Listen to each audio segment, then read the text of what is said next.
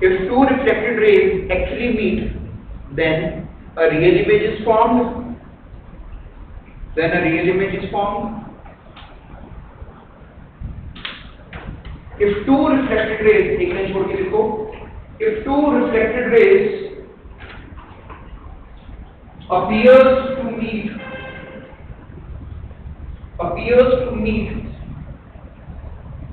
but not actually meet, then image formed as virtual.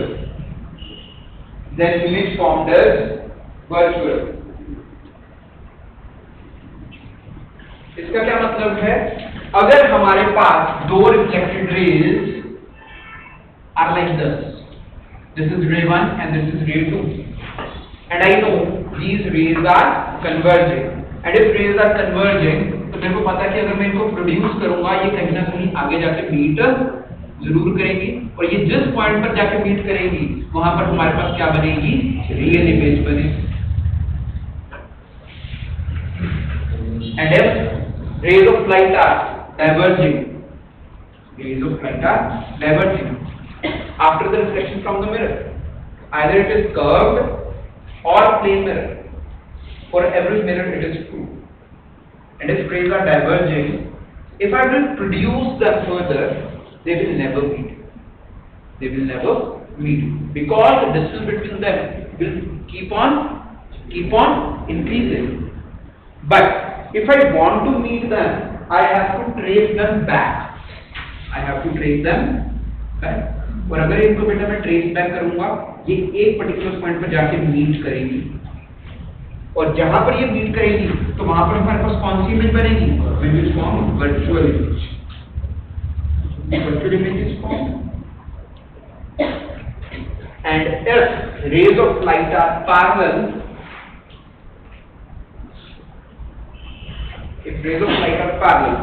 then we will say image will be formed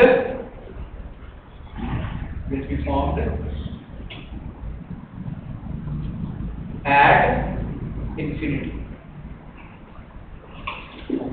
देखो अगर converge करेंगे तो आगे meet करेंगे, diverge करेंगे तो ट्रेस बैक करके मीट करते हैं. अगर पैरेलल है तो कभी भी मीट नहीं करेंगे. अगर वो पैरेलल है कभी भी मीट नहीं कर रही हैं तो हम क्या कहेंगे? वो मीट करेंगी. कहां पर जाके मीट करेंगी? इंफिनिटी पर जाके मीट करेंगी, और इंफिनिटी पर जाके हमारे पास इमेज बनेगी. और वो इमेज कैसी बनेगी? Image will be formed at infinity and that image will be real and highly magnified.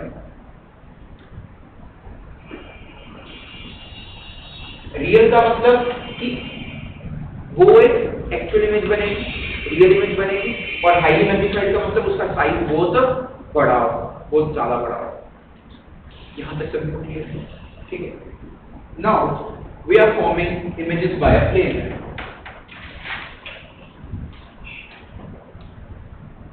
We are having plane mirror.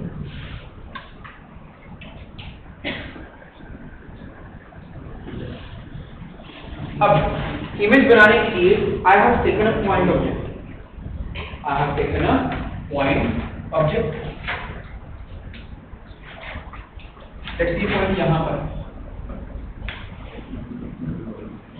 तो अब मैं यहाँ से इस पॉइंट ऑब्जेक्ट से इनफाइनाइट रेज निकलती है. कितनी रेज निकल रही है? इनफाइनाइट. बट इमेज बनाने के लिए मेरे को कितनी रेज चाहिए?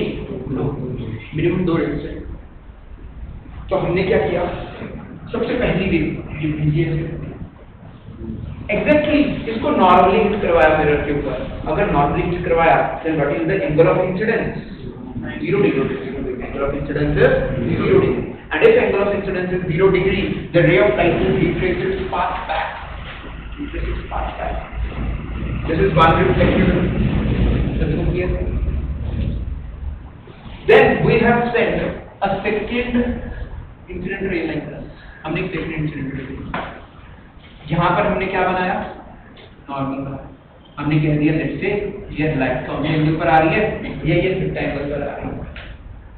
पर अगर ये ray of light theta angle पर आ रही है तो ये इसी एंगल के साथ रिफ्लेक्ट बैक कर जाएगी, इसी एंगल के साथ रिफ्लेक्ट बैक कर जाएगी. तो अब मुझे बताओ पहली रिफ्लेक्टेड रे कौन सी है, ये जा रही है, this is the first reflected ray, और सेकंड रिफ्लेक्टेड रे कौन सी है, ये सेकंड रिफ्लेक्टेड रे, और ये दोनों रेज क्या कर रही हैं, क्या कर रही हैं, डाइवर्ज कर रही हैं, ये दोनों रेज डाइवर्ज कर रही हैं। और अगर बेटा मैं इन रेज को मीट करवाना चाहता हूं तो मेरे को इन रिफ्लेक्टेड रेज को क्या करना पड़ेगा, ट्रेस बैक करना पड़ेगा। अगर मैं ट्रेस बैक करूंगा तो ये ऐसे ट्रेस बैक कर दिया इसको बैक, और इसको ट्रेस बैक करूंगा इसको भी ट्रेस बैक, तो ये इस पर्टिकुलर पॉइंट पर आके मीट करेंगे। तो यानी कि हमारी इस ऑब्जेक्ट की इमेज कहां पर बनेगी, इस जगह पर बनेगी। यानी कि अगर ये ऑब्जेक्ट पड़ा है, ये ऑब्जेक्ट पड़ा है, तो यहाँ पर इमेज हमारी ये यहाँ पर बनेगी। बात समझ नहीं सभी, लेट्स से मैं इनको नाम दे देता हूँ, let's say this is A and this is B. अच्छा, अब मुझे बेटा एक बात बताओ, ये वाला डॉटेड ग्रीन और ये वाली लाइन आपस में क्या है, पैरेलल है, very good. And if these lines are parallel, अगर ये वाला एंगल थीटा है, अरे ये एंगल आई है, ये सभी को क्लियर होता है, ये आई एंगल किसके इक्वल है, आर के इक्वल है। अगर लेट्स से मैं इसको थीटा कहने की बजाय इसको आई बोल देता हूँ, तो ये बोल सकता हूँ ये रिफ्लेक्टेड एंगल आई और आर इक्वल है ना। तो इसका मतलब अगर ये थीटा है तो ये भी क्या होगा, थीटा होगा, क्योंकि angle of incidence is equal to angle of reflection. Okay, if this angle is theta, then what is the value of this angle? Can you tell me? Theta. क्यों? This is parallel lines and this is the transverse. And these angles are corresponding angles. These angles are corresponding angles. Okay. Now, what is this angle? What is this angle? Theta. Why? Alternative axis. अगर ये theta है, ये भी angle theta होगा। Alternate integral. अच्छा, अब मुझे एक बात बताओ, अगर मैं ये दो ट्राइंगल्स ले लूं, कौन से दो triangles, that is OAB, triangle OAB and triangle IAB, तो can I say that this angle theta is equal to this angle theta? ये एंगल कितना है, तो इसका ये वाला एंगल कितना है, और इन दोनों की ये AB क्या है, सेम है दोनों को, AB कॉमन है, AB क्या है, कॉमन। और अगर ये कॉमन है, can I say that the triangle OAB is concurrent to triangle IAB। और अगर बेटा ये दोनों ट्रायंगल्स कॉन्करेंट हैं, then I can say that AO is equals to AI। And what is AO? AO is object distance. Object distance मतलब distance of the object from the mirror. And what is AI? This is image distance. This is image distance. तो हमारे पास बेटा क्या proof हुआ कि plane mirror में अगर हम इमेज का फॉर्मेशन करते हैं तो ऑब्जेक्ट का प्लेन मिरर से जितना डिस्टेंस पीछे होगा, हम मिरर के जितना खड़े हैं, लेट्स से मेरे से मिरर का डिस्टेंस है 2 मीटर्स, तो इमेज का डिस्टेंस मेरे से कितना होगा, 4 मीटर्स। ये बात सभी समझते हैं ना, आप सभी तैयार होके आते हो, we look at the plane mirror, ठीक है। तो आपने देखा होगा कि अगर हम कुछ डिस्टेंस है मिरर से हमारा, तो इमेज का डिस्टेंस कितना होगा, डबल होगा हमसे, राइट। अगर हम टुवर्ड्स द मिरर जाएंगे तो इमेज भी टुवर्ड्स द मिरर आएगी। तो अगर हम x डिस्टेंस आगे जाएंगे तो इमेज भी कितना डिस्टेंस आगे आएगी, x आएगी। अब मैं फिर से बात को रिपीट कर रहा हूं, ध्यान से सुनिए। अगर मैं टुवर्ड्स द मिरर x जाता हूं तो इमेज भी टुवर्ड्स द मिरर कितना आएगी, x आएगी। अगर मैं x टुवर्ड्स द मिरर आया, what is the reduced distance between object and image, 2x। ये बात समझते हैं, ये बात सभी को समझ में आ रही है। यानी कि अगर मैं x आगे जाऊंगा मिरर के पास तो इमेज के पास कितना गया, 2x गया। ये बात सभी को समझ में आ रही है। तो अब अगर बेटा मेरे को प्रॉपर्टीज लिखनी है, तो ये जो सी इमेज बनी है, ये रियल इमेज बनी है या वर्चुअल इमेज बनी है, वर्चुअल इमेज बनी। This image is virtual. ये वर्चुअल क्यों है, क्योंकि हमारे को रेज को क्या करना पड़ा, ट्रेस बैक करना पड़ा, ट्रेस बैक करना पड़ा। It is a virtual image. और कोई भी अगर वर्चुअल इमेज होती है इट इज इरेक्ट। अच्छा, इरेक्ट का क्या मतलब होता है? सीधी, है ना? If we are standing in front of the plane mirror, अगर हम ऐसे करके खड़े हैं तो हमारी इमेज भी ऐसे करके ही बनेगी। हेड इज ऊपर होगा और लाठी नीचे होगा। और अगर इन्वर्टेड इमेज होगी it will be opposite. Clear? और वर्चुअल इमेज क्या होती है? इरेक्ट होती है। और आप देख भी सकते हो, आप मिरर में देख के आप देखो दैट इमेज इज इरेक्ट। और दूसरा, अगर मैं साइज की बात करूं, दैट इज सेम साइज। एक प्लेन मिरर में जो ऑब्जेक्ट का साइज है सेम साइज का ही इमेज बनता। जितना हाइट का ऑब्जेक्ट है उतने हाइट का ही इमेज बनेगा। और एक और प्रॉपर्टी होती है that is laterally inverted. Laterally inverted का क्या मतलब होता है? हाँ, left appears right and right appears left. और लेटरल इन्वर्जन कुछ अल्फाबेट्स के ऊपर आता है। क्या O के ऊपर लेटरल इन्वर्जन हमारे को दिखाई देगा? अगर लेट्स से ये हमारे पास प्लेन मिरर है बेटा, तो यहाँ पर प्लेन मिरर के अंदर अगर O ऐसे करके लिखा हुआ तो यहाँ पर O का इमेज भी कैसे बनेगा? ऐसे ही बनेगा। अगर A ऐसे करके लिखा हुआ है तो A यहाँ पर भी कैसे करके दिखाई देगा? ऐसे करके दिखाई देगा। क्योंकि ये ऑब्जेक्ट लेफ्ट हैंड साइड और राइट हैंड साइड क्या है? सिमेट्री। लेफ्ट हैंड साइड और राइट हैंड साइड की क्या है? सिमेट्री। और अगर बेटा मैं C को ऐसे करके लिखूं, C इज लाइक दिस ऐसे, तो यहाँ पर ये इमेज कैसे दिखाई देगी? It will be like this. तो राइट क्या बन गया? लेफ्ट। और लेफ्ट क्या बन गया? राइट। M सेम रहेगा। हाँ, M सेम रहेगा।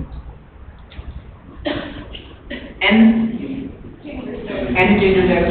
हम नॉर्मल केस में N ऐसे करके लिखते हैं। और अगर N की इमेज देखेंगे तो N की इमेज कैसे बनेगी? समथिंग लाइक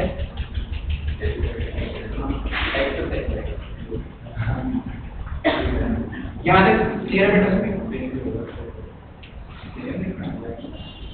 यहाँ तक सभी को क्लियर है बेटा? तो this is the meaning of laterally inverted. और इसीलिए अगर आपको ध्यान हो, एम्बुलेंस के फ्रंट पर एम्बुलेंस लेटरली इन्वर्टेड करके लिखा होता है, ताकि अगर कोई गाड़ी के बैक मिरर से उसको देखे तो उसको एग्जैक्टली एम्बुलेंस रीड हो सके। ठीक है, इस चीज को नोट करो। फोटो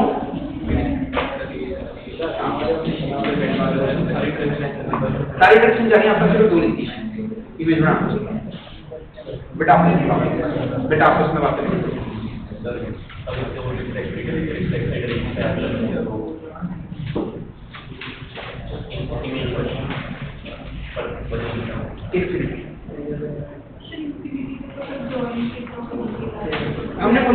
हमने बोला कि पूरे इन्फिनिटी करेंगे, इन्फिनिटी को डिस्टेंस तो है ही, बस infinity that is just a thing.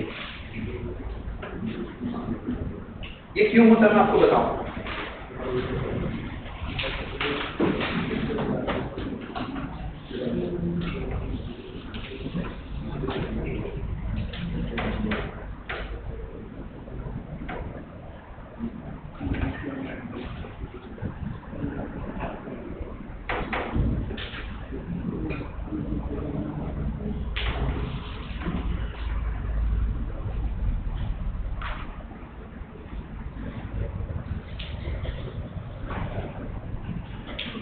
यहाँ से देखिए बेटा सभी ने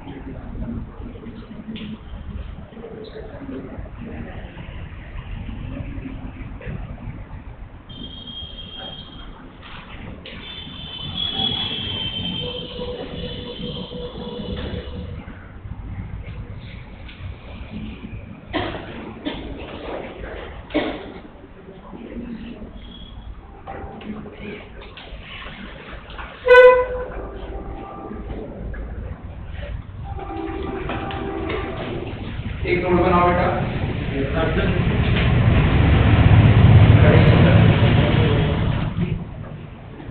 लिखो लिखो। Number 1, the distance of the object from the mirror, the distance of the object from the mirror is equal to distance of the image object from the image. The distance of the object from the mirror is equal to distance of distance of image from the mirror on the opposite side.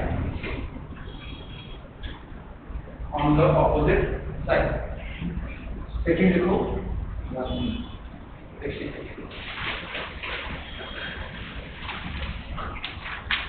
If next point beta, if object moves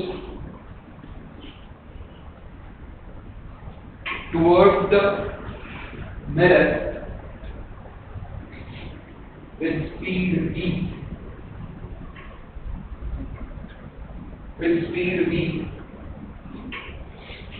then the distance between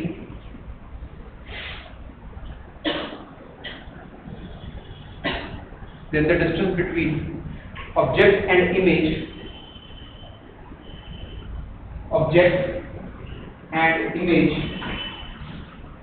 is decreased by 2v.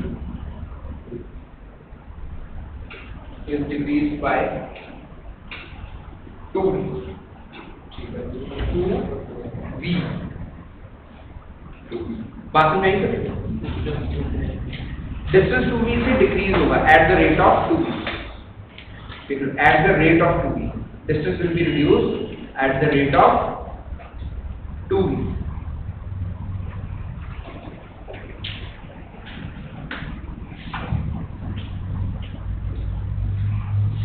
हाँ, अब इसका क्या मतलब हुआ बेटा?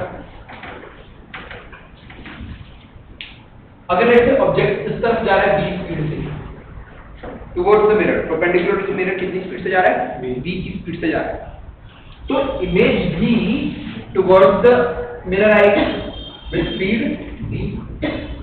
अब देखो मेरे पास दो पार्टिकल्स हैं, I am having two particles and mirror is stationary.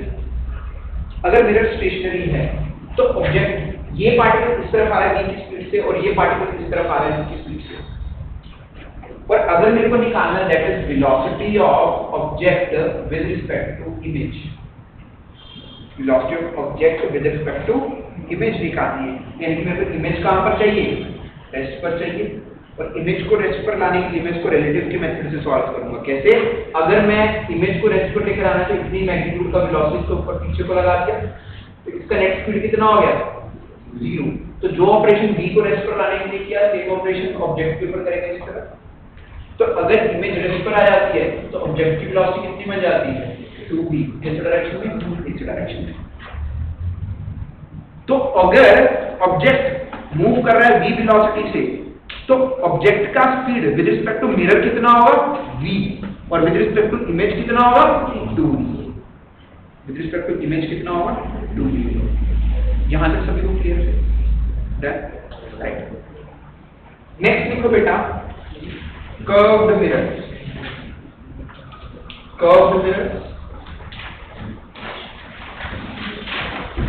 और दो तरह के कर्व्ड मिरर हम पढ़ते हैं अपने सिलेबस के अंदर।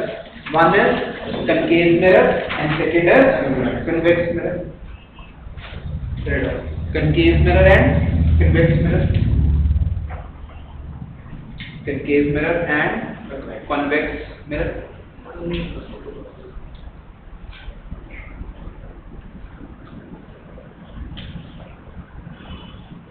अब बेटा सबसे पहले समझते हैं how concave mirror and convex mirror is formed. How concave and convex mirror is formed.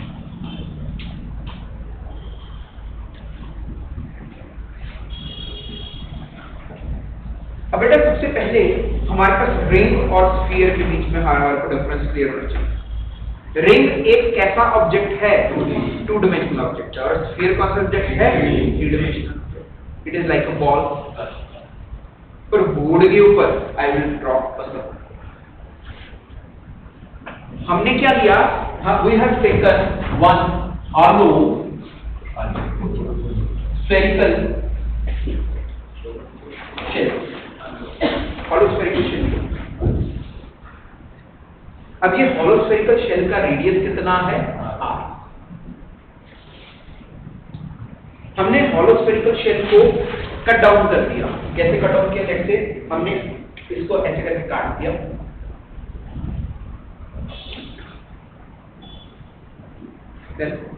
और इस पोर्शन को थोड़ा सा अलग करके मैं यहाँ पर रीड्रॉ कर रहा हूँ। जैसे ये पोर्शन मेरे पास आया,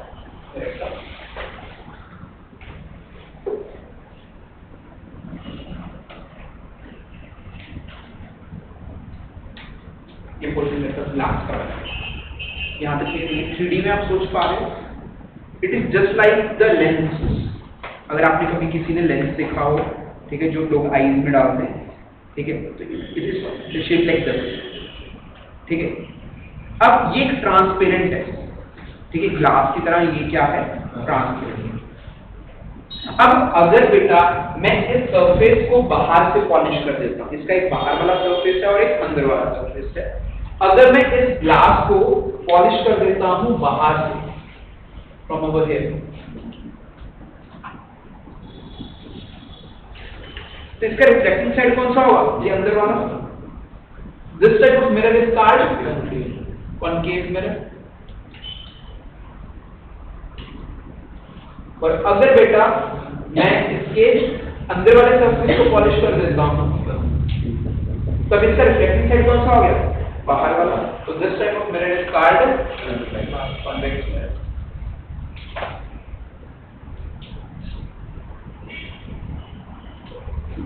ठीक है, यहाँ तक ड्रॉ कर लो।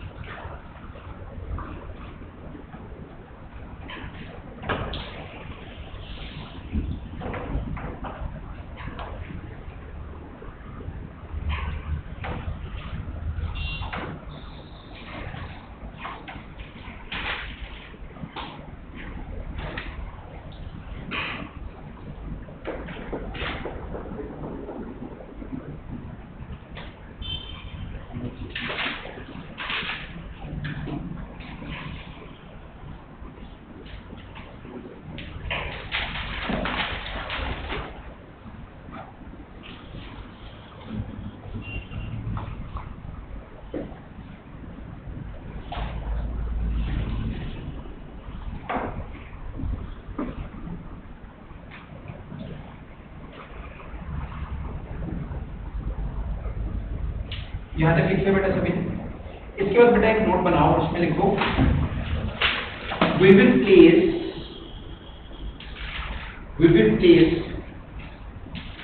mirror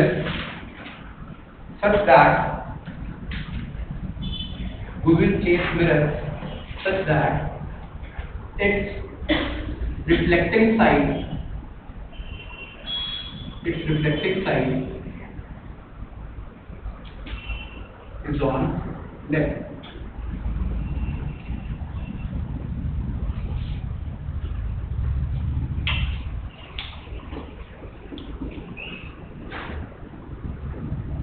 We will place the mirror such that its reflecting side is on left. यहाँ पर शुरू सकता है। अब बेटा हम कुछ पॉइंट्स को डिस्कस करेंगे, ठीक है? उन पॉइंट्स की हेडिंग्स को आप लिख लोगे और उनकी डेफिनेशंस को आपने पहले किया होगा 10th क्लास के अंदर, ठीक है? सबसे पहले बेटा हम जो सा पॉइंट डिस्कस करेंगे that is pole of curve mirror. अब पोल कौन सा पॉइंट है? लेट्स से बेटा we are having a mirror, ठीक है। अब हमने इस मिरर को, this is a 3 dimensional object, ठीक है। इस मिरर को हमने बेटा दो पार्ट्स के अंदर डिवाइड करना है। कैसे? एक अप पोर्शन और एक डाउन पोर्शन, सच दैट कि ये पोर्शन इक्वल पार्ट्स के अंदर डिवाइड हो। तो इक्वल पार्ट्स में डिवाइड करने के लिए हमारे हॉरिजॉन्टल लाइन लगानी पड़ेगी, समथिंग लाइक दिस। एक हॉरिजॉन्टल लाइन को लगाना पड़ेगा।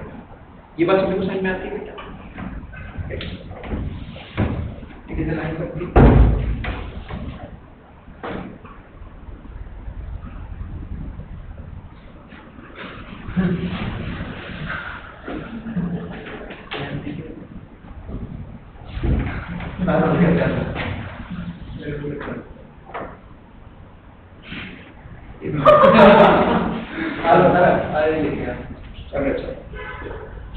ठीक है।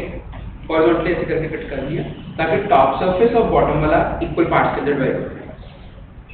सिमिलरली हमने एक सेकंड लाइन लगाई ताकि इसको लेफ्ट हैंड और राइट हैंड साइड में इक्वली डिवाइड किया, ठीक है। एक वर्टिकल लाइन लगाई और इसको लेफ्ट और राइट में इक्वली डिवाइड किया। तो ये हॉरिजॉन्टल लाइन और वर्टिकल लाइन जहां पर कट करके जाएगी, इस पॉइंट को हम क्या बोलेंगे? इस पॉइंट को क्या बोलेंगे? यहां तक। Now second definition is aperture of a mirror. Aperture क्या होता है? बेसिकली जहां से रिफ्लेक्शन टेक्स प्लेस करेगा। अब बेसिकली अगर बेटा मैं बात करूं, यहां पर मैंने इस मिरर को बनाने के लिए इस स्फीयर को यहां से कट किया। अगर मैं थोड़ा सा आगे से कट करता, यहां से कट करता, तो उसका रिफ्लेक्टिंग सरफेस क्या हो जाता? बढ़ जाता। तो जो रिफ्लेक्टिंग सरफेस है उस चीज को हम क्या बोलते हैं? अपर्चर बोलते हैं। ये बात सभी को समझ में आती है? अपर्चर क्या चीज है? और अपर्चर के ऊपर पोल लाइन करेगा। पोल कहां पर लाइन करेगा? अपर्चर के ऊपर। जैसे ये हमारे पास कर्व्ड मिरर है, तो ये सारा अपर्चर है जहां से रिफ्लेक्शन टेक्स प्लेस कर रहा है। तो पोल अपर्चर के ऊपर है और कहां पर होगा? At the exact centre, that is vertical और हॉरिजॉन्टल लाइन जहां पर कट करके जाएगी अपर्चर के ऊपर, वहां पर हमारे पास पोल बनेगा। So this is the point P and it is represented by P.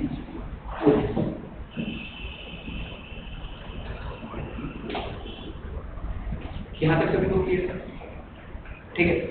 Now third definition is that is centre of curvature.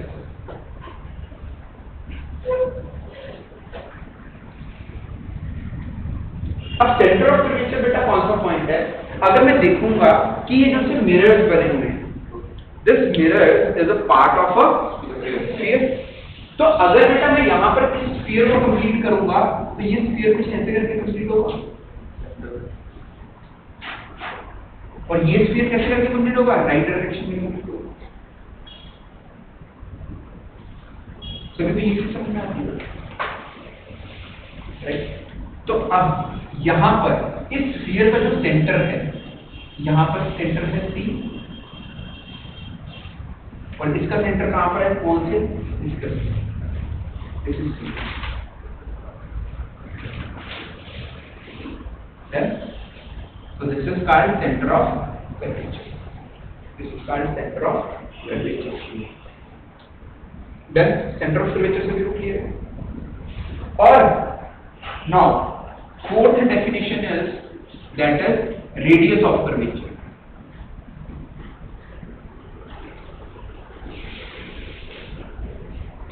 अच्छा, रेडियस ऑफ कर्वेचर क्या होगा? जो सेंटर ऑफ कर्वेचर और पोल के बीच में डिस्टेंस लगा दो, या सेंटर ऑफ कर्वेचर से अपर्चर के ऊपर कोई भी पॉइंट ले लो, ये सभी रेडियस ही बनेंगे स्फीयर। तो this is called radius of curvature. तो रेडियस ऑफ कर्वेचर का डेफिनेशन क्या होगा? That is distance between pole and centre of curvature is called radius of curvature. यहां तक समझ clear? Now fifth definition is principal axis. Okay, अब principal axis को समझने के लिए सबसे पहले मुझे एक बात बताओ एक पॉइंट से कितनी लाइन पास आउट करके जा सकती है? इनफाइनाइट लाइन पास आउट करके। This is the point. तो यहाँ से ऐसे भी लाइन जा सकती है, इस पॉइंट से पास होके ऐसे भी जा सकती है, ऐसे भी जा सकती है, ठीक है। अच्छा, ये इस प्लेन के अंदर कभी भी कितनी मर्जी लाइन बना लो, और इसके प्लेन के बाहर भी बना सकता हूँ, बात समझ में सर? और अगर मेरे पास 2 पॉइंट्स हो जाएंगे तो 2 पॉइंट से कितनी लाइन पास हो जाएगी? 1 यूनिट। तो अब हमारे पास प्रिंसिपल एक्सिस को हमने कैसे डिफाइन किया? हमने प्रिंसिपल एक्सिस को डिफाइन किया a line passing through the centre of curvature and pole is called principal axis. This is called principal.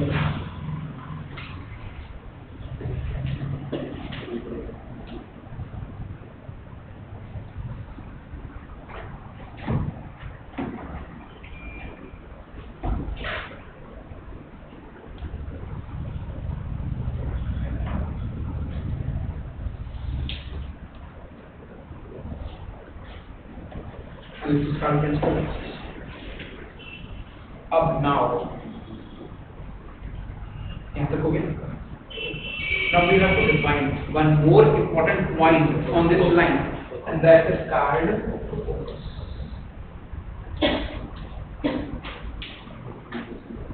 अब बेटा फोकस को हम कैसे डिफाइन करते हैं? बेसिकली फोकस बनाने से, ठीक है? हाँ, तो फोकस बनाने के लिए हम रेज ऑफ लाइट को पैरेलली लेकर आएंगे, और किसके पैरेलल लेकर आएंगे? प्रिंसिपल एक्सिस के पैरेलल लेकर आएंगे, इंफिनिटी से। एक बात याद रखना, कोई भी रे ऑफ लाइट अगर इंफिनिटी से आएगी वो कैसे आएगी? पैरेलली आएगी। कैसे आएगी? पैरेलल। तो अब बेटा यहाँ पर हमने कंटीन्यूअस मिरर के ऊपर इंफिनिटी से रेज को लेकर आए, काफी सारी रेज को लेकर आए, ठीक है। So these are the incident rays, these are the incident rays. पर हमने क्या देखा? After the reflection from the mirror, ये सभी रेज एक पॉइंट पर आके मीट कर रही है, या एक पॉइंट से पास होके जा रही है सभी। और भी रेज होगा, एक और रे मिल देता हूँ, ठीक है। तो ये भी रे ऑफ लाइट कहाँ पर आके मीट कर रही है? एक रे और मिल देते हैं, ये भी कहाँ पर आके मीट कर रही है? एक पॉइंट पर आके मीट कर रही है। तो ये सभी रेज एक ही पॉइंट पर आके मीट कर रहे हैं। तो जहाँ पे ये सभी आके पॉइंट्स मीट कर रहे थे, उस पॉइंट को हमने एक स्पेशल नाम दे दिया, दैट इज कॉल्ड एफ, और इस एफ को क्या बोल दिया? फोकस बोल दिया।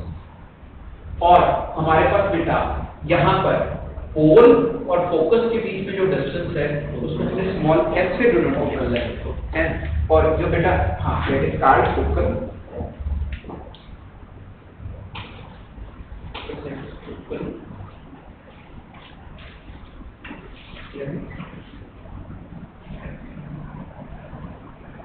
फोकल एब्सोल्यूट, ठीक है। सिमिलरली अब हमारे को फोकस डिफाइन करना है किसका? कन्वेक्स मिरर का। कन्वेक्स मिरर का फोकस डिफाइन करने के लिए हम रेज को कहां से लेकर आएंगे? इंफिनिटी से। कैसे? प्रिंसिपल एक्सिस के पैरेलल। और अगर बेटा मैं यहाँ पर प्रिंसिपल एक्सिस के पैरेलल इंफिनिटी से रेज को लेकर आता हूँ,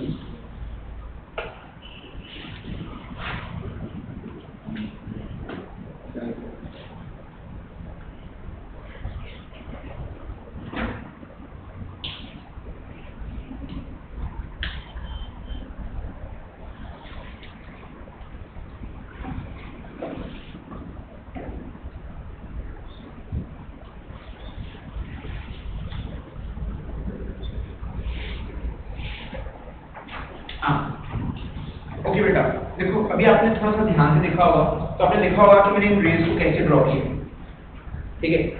एक्चुअली ये रेज जब parallelly I, after the reflection from the mirror, ये ऐसे करके डाइवर्ज कर गई रेज क्या कर गई? डाइवर्ज कर गई, ठीक है। ये कभी भी क्या, ये रिफ्लेक्टेड रेज कभी मीट करेंगे? कभी भी मीट नहीं करेंगे, क्योंकि आफ्टर द रिफ्लेक्शन उनके बीच में डिस्टेंस बढ़ रहा है। बट जब मैंने इन रिफ्लेक्टेड रेज को क्या किया?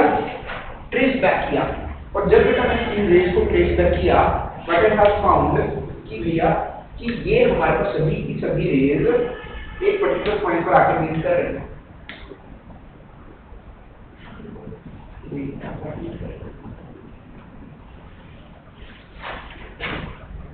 अच्छा, कौन सी रेज को ट्रेस बैक करना है? रिफ्लेक्टेड ओवर सभी की सभी अपीयर्स टू मीट। देखो अगर आपने वो देखा होगा ना, तो फोकस वो वाला पॉइंट है जहां पर rays of light appears to meet हो रही है। तो इस फोकस या इस पॉइंट को हमने क्या बोल दिया? फोकस। और इस डिस्टेंस को क्या बोल दिया? फोकल। फोकल यहाँ पे। तो अब हमारे पास ये मिरर कौन सा है? This mirror is concave mirror.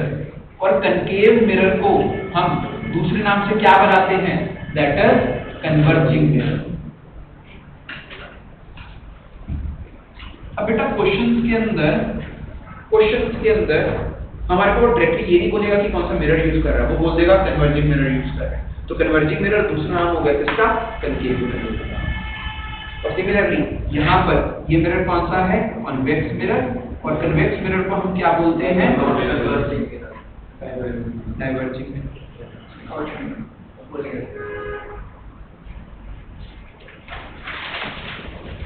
Service होगी तो उसको सब कुछ भूल जाएगा, याद आ जाएगा। नहीं और भूल जाएगा, इसकी सर्विस होने वाली है। हर गाड़ी को सर्विस की रिक्वायरमेंट होती है, आपने देखा होगा।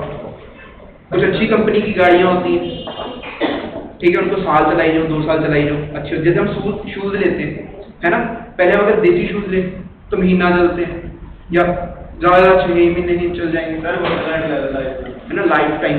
अच्छी कंपनी है ना, महंगे हैं पर कंपनी अच्छी है, उन्होंने सर्विस भी अच्छी होती है ना।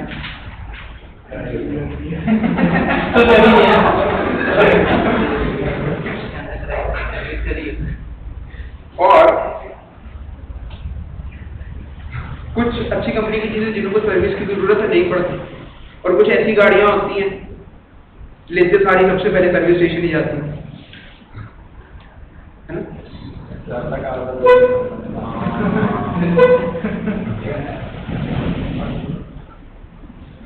और इसको 3-4 दिनों के बाद सर्विस की रिक्वायरमेंट होती है,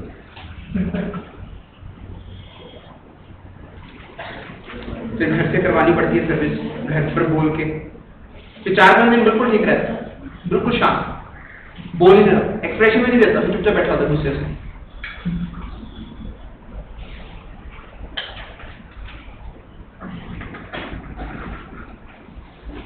यहाँ से क्लियर है बेटा सभी? अब यहाँ पर बेटा ये जो सा मिरर है, इस मिरर के कारण ये जो रेज है, रिफ्लेक्टेड रेज, ये एक्चुअली मीट कर रही है, appears to meet, actually meet कर रही है। तो इस फोकस को बेटा हम बोलते हैं रियल फोकस, और इस फोकस को हम क्या बोलते हैं? Virtual focus. Rays of light actual में आप मीट नहीं कर रही, ठीक है, अपीयर्स टू मीट। ये कोई पॉइंट है नहीं जहां पर रेज आ ही नहीं रही, तो फिर भी वहां पर क्या है? फोकस। फिर भी वहां पर क्या है? फोकस। यहाँ से सिर्फ क्लियर इन दोनों डायग्राम्स को बेटा ड्रॉ करो जल्दी से। और इन डेफिनेशन को चाहे आप अपने घर से लिख के लेकर आओ, आपको लर्न होनी चाहिए, ये आप सभी क्या हो दिस यू हैव लर्न।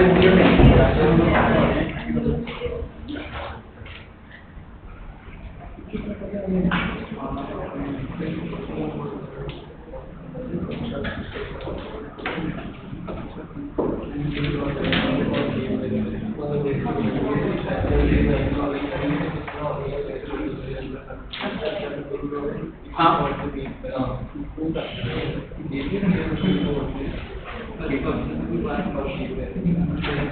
जो अपीयर्स टू बी